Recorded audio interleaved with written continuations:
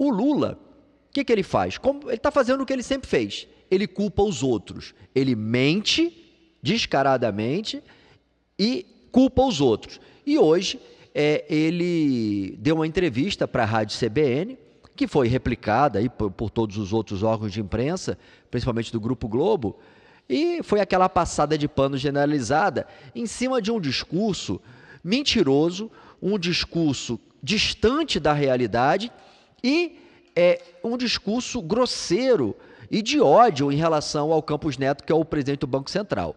O Lula sabe, e sua equipe também sabe, que não dá para baixar juros.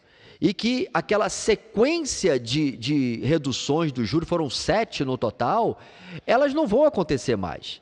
O mercado, inclusive, já projeta uma inflação maior e uma Selic maior para esse ano ainda. Não só já não fala mais em queda, mas já fala em aumentar a Selic para segurar os impactos inflacionários que estão enormes. E aí o que o Lula faz? Ele joga para a plateia, joga para a militância. O ruim de tudo isso, Vinícius, é a grande mídia passar pano, tentar defender. Eu vi hoje um vídeo que me mandaram de uma fala da Miriam Leitão, né? Miriam Leitão, que, meu Deus do céu, ela dizendo, olha, o pessoal está exagerando, não é bem assim não. Não, Miriam Leitão, não está exagerando não, a coisa está feia mesmo. E querer colocar a culpa no Campos Neto é jogar para a plateia, porque o Campos Neto está fazendo, inclusive seguindo o que o mercado vem apontando. Saiu o Boletim Focus ontem, projetando uma Selic maior para o final do ano e uma Selic estável, acima de 2 dígitos, ou seja, acima de 10%, para 2025 inteira. Então não é o Campos Neto. Seria o que o Lula... E o Lula disse, como é que é? O Lula disse que o Campos Neto joga contra o país, atrapalha o país. Então o mercado inteiro está errado. Então o mercado se juntou com o Campos Neto para atrapalhar o país, atrapalhar o governo, nas palavras do Lula, que ele também de vez em quando ataca o mercado. Então você conversa com qualquer especialista imparcial, qualquer especialista que não esteja sendo pago ou que não esteja atrás de aparecer na grande mídia, que ele vai dizer que o Campos Neto está correto. O Campos Neto, inclusive, é elogiado o tempo inteiro, Vinícius, pelo FMI, pelos órgãos, Banco Mundial, o tempo inteiro, porque ele está trabalhando de forma técnica. E lembrar que não é só ele, existe um comitê, o Copom é um comitê de política monetária, ele não decide sozinho, não é um voto só. Então, os especialistas do comitê, aqueles que não têm comprometimento com o Lula, porque tem uma galera ali que já foi indicada por ele, e o Lula só indica quem tem comprometimento com ele, votam sempre com o Campos Neto.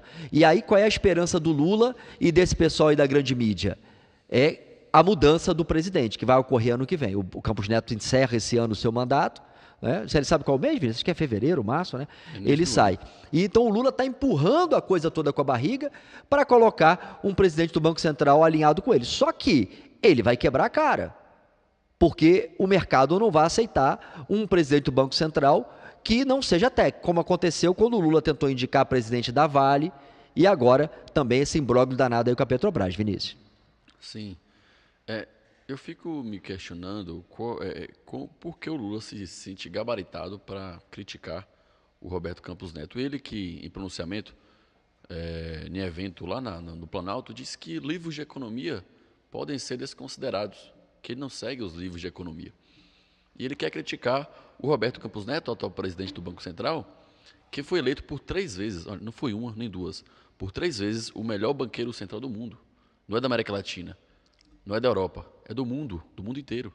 Então, como o Lula, quem ele pensa que é para criticar uma gestão tão eficiente, tão técnica, que é o do Roberto Campos Neto, que é um player gabaritado não somente na questão pública, mas também no mercado. Ele que trabalhou muitos anos como diretor do Santander, fez um trabalho fantástico, foi por isso que houve o convite. E agora, devido ao seu sucesso como banqueiro central, já se aventa, né, doutor Austin, um suposto convite do Tarcísio, o governador de São Paulo, numa potencial candidatura dele para presidente da República, o Roberto Campos Neto como ministro da Fazenda. Tem que fazer uma distinção. O governo federal ele é responsável pela política fiscal do país, gasto e receita. O Banco Central e o Copom, que é composto por 8 membros, um deles é o presidente do Banco Central, que no caso é Roberto Campos Neto, é responsável pela política monetária.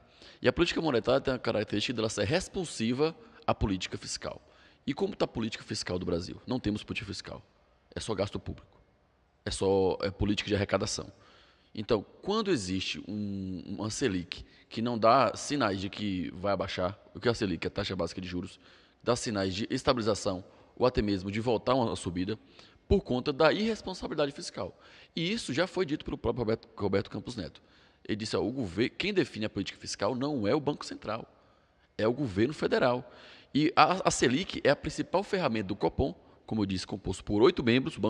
O presidente ele só tem um voto dos 8.